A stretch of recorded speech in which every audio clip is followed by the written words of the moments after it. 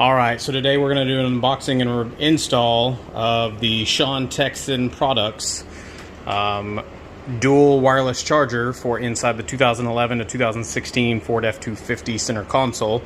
Give me a second and I will get this opened up and we'll take a look. Alright, now that we got that done, and this one-handed, gotta love it.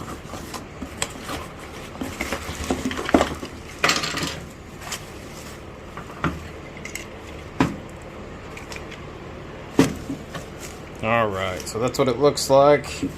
Comes with two USB-C connections, and it has the filler plates that we'll take a look at and see what we need to do with those in a second. But give me a second and I will get this moved over to inside the cab. Okay. If you looked at my last video, you would see what I was doing with the center consoles. We won't pay any attention to that. We will get that further.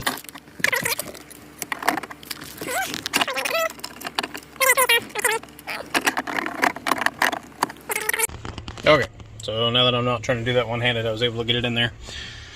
So obviously you can see the cabling is kind of janky right now. I'm gonna wire it down in through the console back behind and put a dedicated 12-volt USB-C back there. So that's what it looks like all finished. I just tested it out with my phone. I did get fast wireless charging, which is a plus compared to some of the crap I bought off Amazon. Like claims they have fast wireless charging and they don't. He offers two different versions of this as far as having these recessed down inside the cup holders, or flush mount is what the other ones are called.